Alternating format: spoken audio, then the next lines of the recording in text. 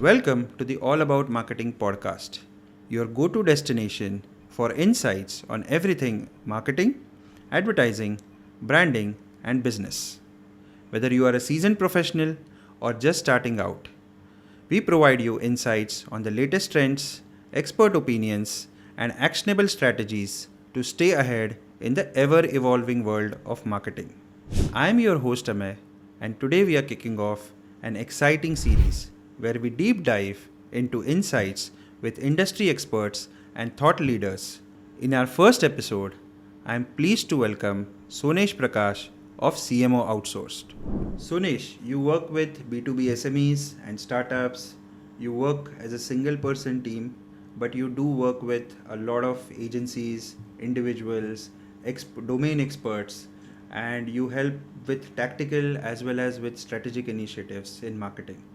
So, tell us about the journey of how CMO Outsourced came into being, what prompted you to start this, and how has the journey been so far?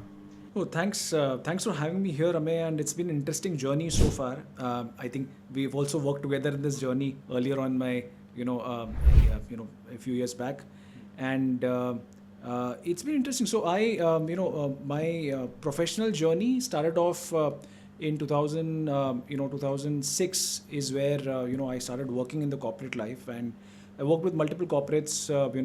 The likes of ICICI Bank, Times of India, Adecco. So started different industries and verticals, mostly in the sales side of things, and primarily in B2B sales, enterprise sales. And that's when I realized, that there is this gap in the B2B marketing ecosystem which needs to be filled, because majority of the marketing agency ecosystem was focused towards B2C.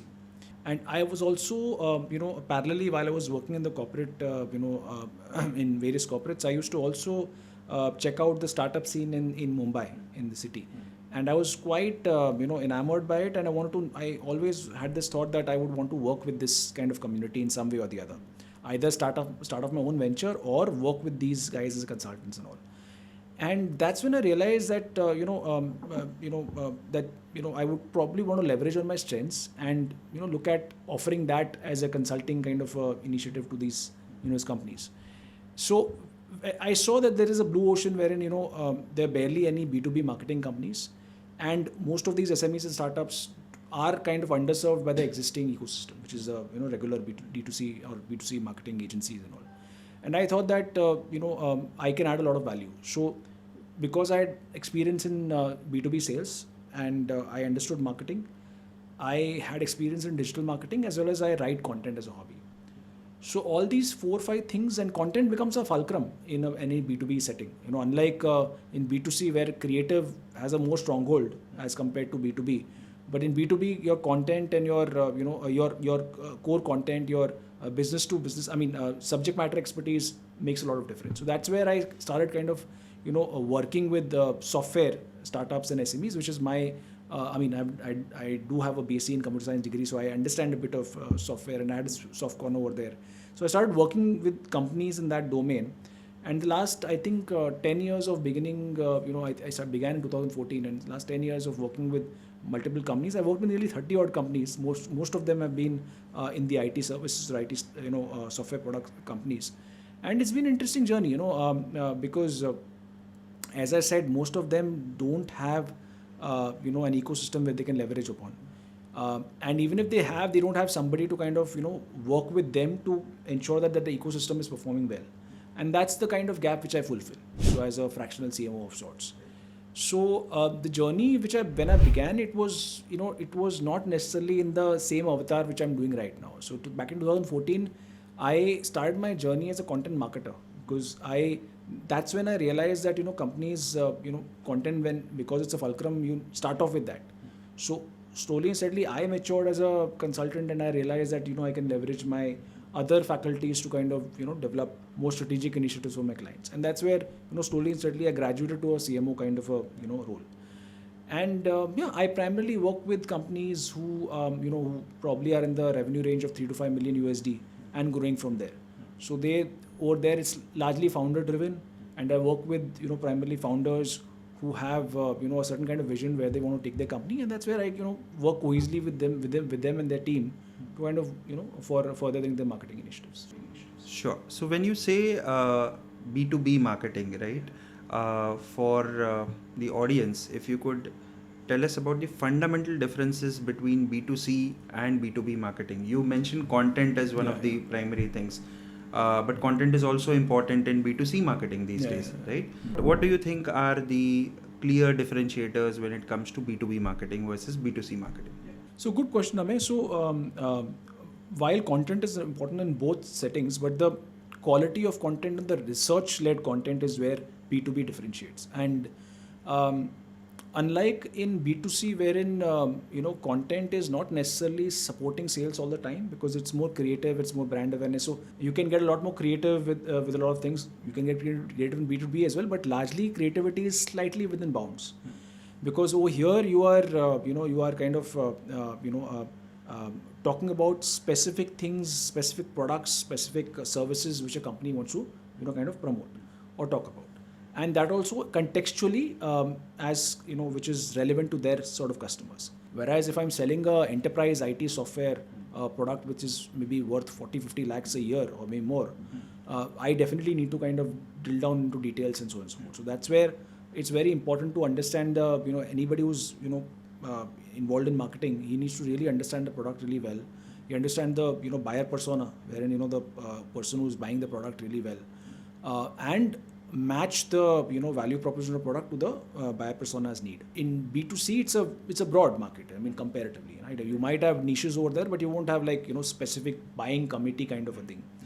So here, since you're dealing with specific individuals who are fairly mature and their understanding about their needs and so on and so forth, you need to be very, very specific about what you want to tell them. And another thing which you have to also look at is what channels are they active on. You can't sell a software on Facebook. Looking at connecting with peers, learning more about things and so on. That's where LinkedIn makes a huge difference. And they're present a lot on LinkedIn as well. And email for that matter. So these are 2-3 channels which are more relevant for B2B. SEO becomes important again. It also depends on how much search volumes you have, because B2B businesses are usually characterized by low search volumes. So things like that.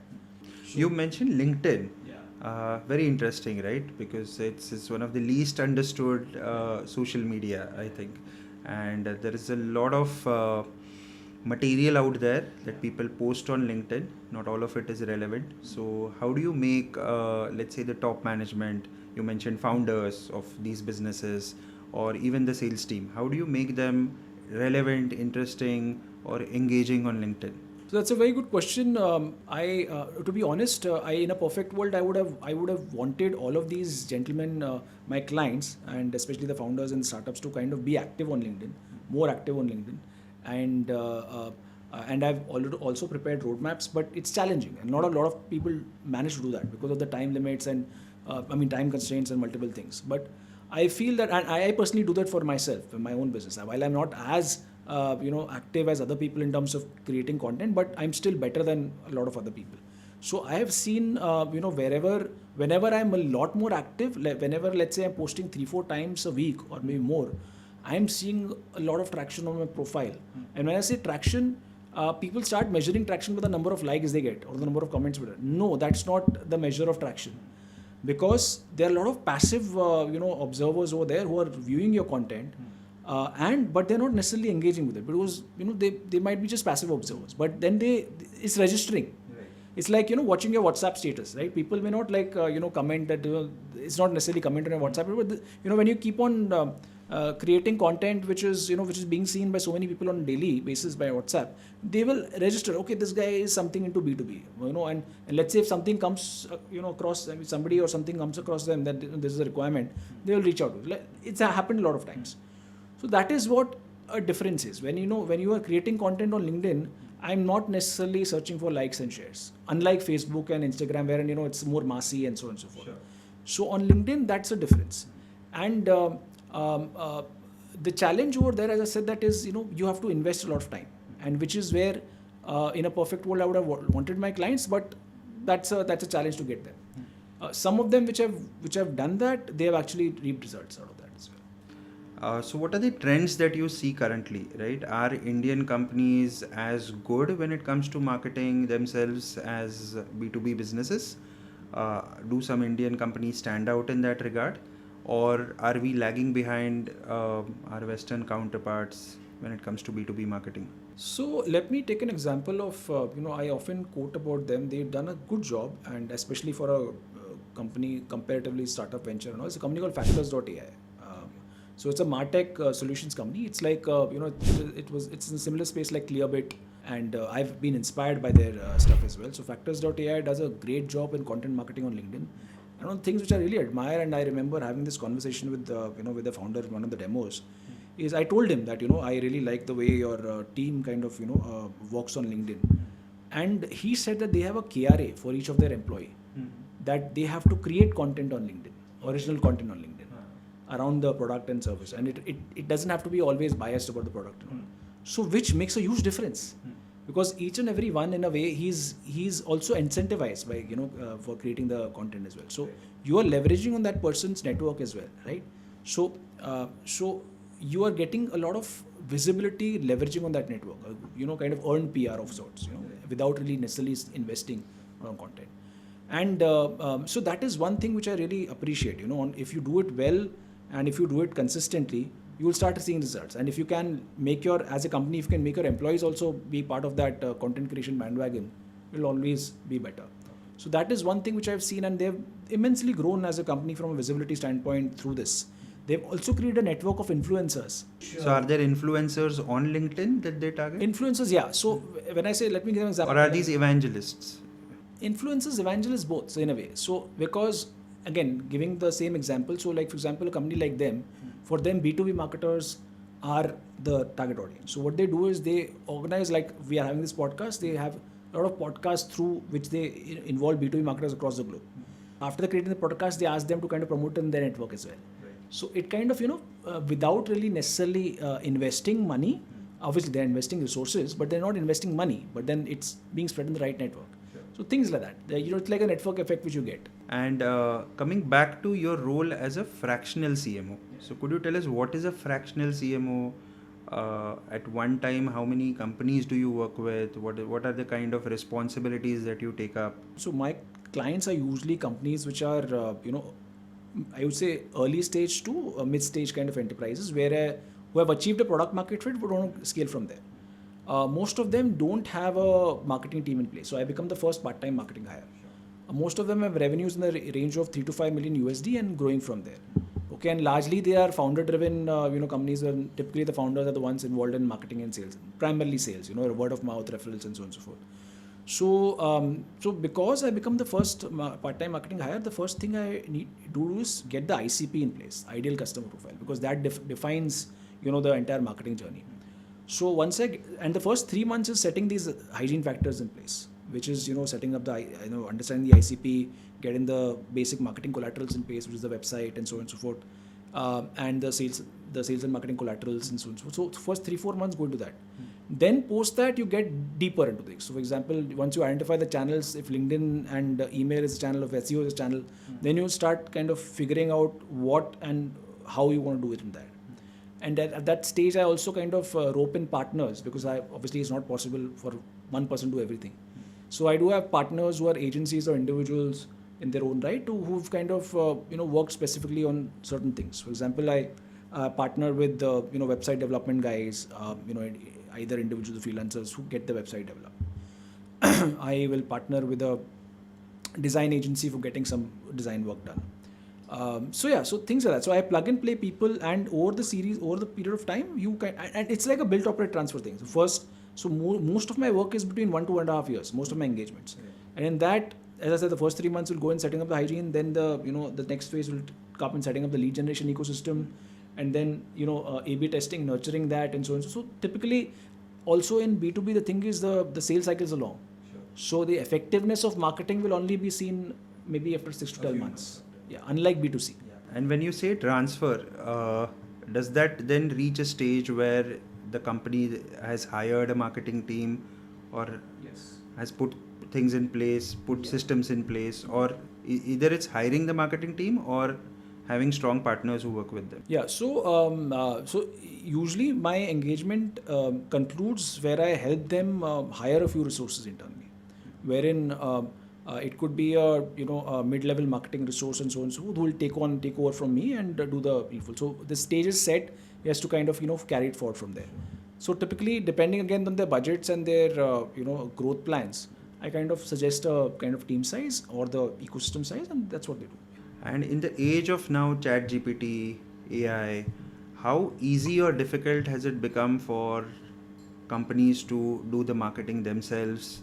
Or how much of it are you using? What are the trends that you are seeing around AI? So interesting question, Amey. So prior to 2022, I used to outsource a lot of content development to agencies for my clients. Again, because a lot of research-driven content had to be put in place for B2B and so on and so forth. So, however, once ChatGPT had come into play, I realized that if I get the right prompts and if I put in the right prompts, a lot of work will be done by the tool itself. And even when I used to outsource, whenever I used to get the content, ultimately it had to be 15-20% edited and it had to be done by the client. As the same thing which I'm seeing with ChatGPT. So if I can get the same thing done for free, I would rather use ChatGPT, and that's what has happened. The reliance on copywriters has reduced big time. Unless I want to really commission a research report which involves first party interviews and so on. I mean, first party data from the interviews and so on and so forth. That's a separate thing. But typically, a lot of blogs and content which is not necessarily have to be include first party information or interviews or primary interviews, you can develop into ChatGPT. A lot of reliance on designers is reduced because of Canva. So yeah, these are two tools which are which I also use often on a regular basis, which have reduced my reliance on people outside. So if you have to recommend a set of tools, right, like you said, ChatGPT, Canva, what should the ideal tool set look like for companies of the size that you work with? Startups, for example, what is the kind of tool set with which they should begin the marketing journey? Sure. So see, especially since I deal with startups and early stage ventures, the first thing we figure out is, okay, what are the channels you want to focus on? So and the budgets and what kind of growth you are perceiving, and also so a lot of times, since most of my clients are dealing with very very niche audiences, we are not looking at a mass kind of a play wherein we're sending thousands of emails on a daily basis or messages and so on and so forth. So in essence, then LinkedIn and email become the primary channel, and within LinkedIn also, ideally a lot of times organic outreaches make a lot of sense. And email also, we look at how we can increase the deliverability rate. So for example, tools like instantly.ai, these are new age platforms, email marketing platforms, is something which some of clients are using it, and they're achieving good results through it as well because of multiple reasons. As opposed to MailChimp or so MailChimp also is a good platform, but Instantly is highly used, and it has picked up in the last couple of years. Instantly, Apollo for database. I won't talk about Google Analytics and other things which are generic. I would talk about B2B specific ones. So Apollo is what I suggest for. I usually use for database, Instantly for email. So Apollo, Lucia are the kind of tools. Then you have Canva for design. Then you have this thing, ChatGPT for content and other things. Sales Navigator is good, but LinkedIn also, if I want to do organic outreach, there are also tools like Expandy.io and so on and so forth, which help you create sequences on LinkedIn, and they also mimic a lot of human behavior so that your LinkedIn account doesn't get blocked, because LinkedIn also has that challenge, right? And any case studies, like without naming your clients, but if you could talk of some case studies which have stood out for you, which have been a success, and what things did they do right?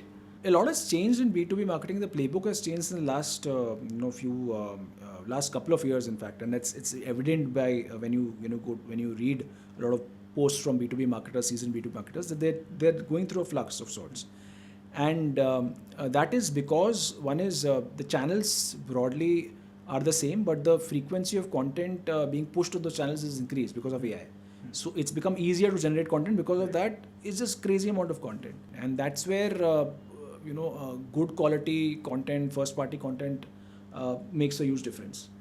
And people don't want to be sold now. They want to really while this term thought leadership is really abused, but the whole aspect is what different perspective can you bring to the table. And the reason I'm sharing this background is for one of my clients. It's a company in the MarTech services domain, and they are a US based company. And for them, what I realized is I spent some time in figuring out their ICP, understanding what's happening, and so on and so forth. I realized that while we are doing a lot of cookie cutter stuff, but it's not generating leads or traction. Then I discussed with the founder and I said that, listen, we should steer clear of just doing the salesy stuff. While it's good to create awareness that you are doing this, but we have to do stuff which is a little more deeper in nature, which involves your prospective clients or clients in the content creation process. So we recently concluded a successful webinar with one of their clients around a topic which is of relevance to them, and that webinar got them nearly 45 high quality inbound leads. Leads as in, it is typically people who have registered for the webinar. But somebody who's registered for the webinar and spent half an hour to 1 hour listening to you and the client, there is definitely some kind of intent. Has got a positive impression about it. So that is what we intend to do more, because that is something which is, we are creating content which is inclusive in nature, and which is people, because people want to listen to stories. They want to listen to you. They want to listen to your client who has probably benefited from you and how he's benefited from you. So things like that. So that is something which I intend to do more and more with my clients. It's difficult, especially in small and medium enterprises, because a lot of their clients are not open to coming on calls or these things. But if there is a way we can do that, at least with a few clients of yours, it will go, it'll go a long way.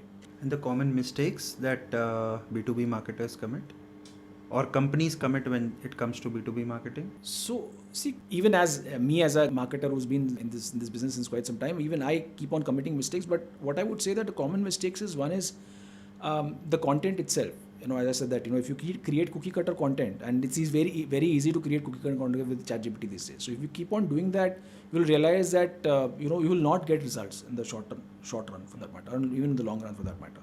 It'll be very difficult.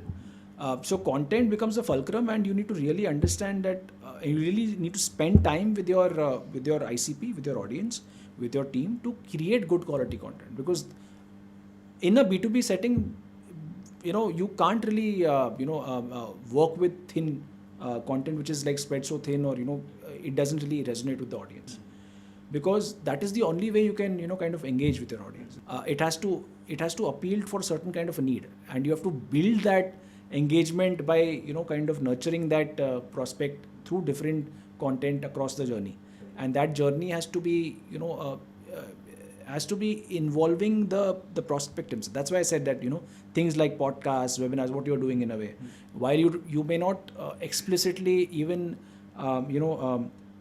expect that there's a lead, or maybe there's a lead which will come directly, but then over a period of time, if you do this job well, when you have a community of marketers or people engaging with your brand, you will start realizing that things will come through. That's the same thing which I intend to do with clients, which is tougher. So a lot of consistency. Yes, consistency, patience is tougher to do, and that's why a lot of people give up. Right.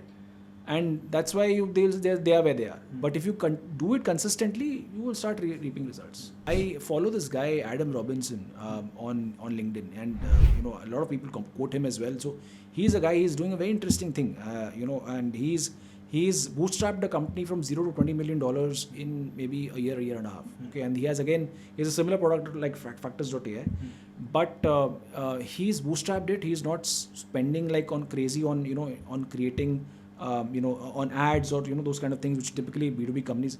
What he's doing is, he and his co-founder and some key people, they're just getting active on LinkedIn on a daily basis and sharing their journey from building a startup from 0 to 20 million on a daily basis. Their challenges, their mistakes, everything, all out there in the open. They invite people to roast them and multiple things. So this is where you are building credibility, because you're not shying away from being vulnerable out there, and you are creating content which is resonating with your audience as well in some ways. This is something which is difficult, and only people who are sustaining themselves in this journey will be able to kind of succeed. If I name a few things which are important for marketing as a whole, but specifically for B2B marketing, give me one word that comes to your mind. Website. Content. SEO. Content. Content. Content. No, content is depth. Depth. Okay. AI. Ubiquitous. Okay. Email. Underrated. Consistency. Underrated. Okay, great. Uh, Coming to COVID, right, as one of the watershed events in our lifetimes, but specifically coming to B2B marketing, what is the change that you have seen pre and post? I think there are a couple of things happened post-COVID. I mean, ChatGPT happened, right? And that itself is a big thing now. I mean, as earlier on we were discussing that there's this given a rise to solopreneurs. People like me are increasing right now because of the tools available. A lot of work which used to outsource to agencies or other people, you can do it with the help of tools like these. So, which is where the change is happening. A lot of content is being created through these tools. And research work. I mean, it's like an intelligent personal assistant, right? Or if we're used to employ 3-4 people as assistants or juniors, you can probably just use ChatGPT. That is something which has changed. Canva has evolved, so design. You don't really necessarily need a lot of designers in your team. Spot or Zoho and all these tools have evolved, right? So you can use these tools to kind of further your personalized marketing efforts to people. So stuff like ABM, account-based marketing. So that is something which is gaining a lot more traction. Sure. And if there are people out there who are wanting to start their journey as consultants, as fractional CMOs, where do you think they should start? I remember having a chat with somebody with 2-3 years of experience, and that female told me that she wants to start as a fractional CMO.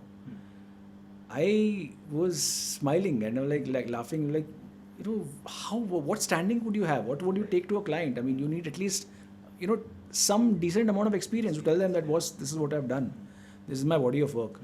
So I think body of work is important, and also you have to understand what is your forte, because you can't be master of all trades, right, or jack of all trades, or whatever you call it. Your forte will still be one or two things. For example, I graduated from a content marketing person or content writing person to somebody who I am right now. While I understand the nuances of it, but I would never talk about myself as the best performance marketer or the best analytics guy or whatever. So I tell them that, listen, my forte is content, and I understand content marketing and I understand these mediums, and content is one of the most important things in B2B. So I would say that in fact content is important in B2C as well. A lot of people who grow in the marketing ecosystem, they do have one common thing I've seen they have is good communication skills, written, verbal, and everything. So I think that is one thing which I would say that differentiates you comparatively from others. So good content and communication skills will take you a long way. Obviously, tools like these can accentuate your skills, and that's where again knowledge of these tools makes a huge difference. So I think good content communication skills and knowledge of MarTech tools and tools like ChatGPT and all can take you a long way if you can just focus on a few things. And now about CMO Outsourced, right, and yourself. So Sonesh, what are your go-to profiles on LinkedIn or elsewhere, maybe Twitter, or where do you go and find information? What would you recommend? Yeah, so I follow a few people on LinkedIn. I think quite a few people are there on LinkedIn. So Adam Robinson, I said that he's the founder and CEO of Retention B2B, R2B. And then there's this guy, Santosh Sharan, who's his founder. Both of them write really well, very informative posts. Then there is Tim Davidson, again a B2B guy, US, and he writes a lot of interesting content on LinkedIn ads and marketing on LinkedIn ads.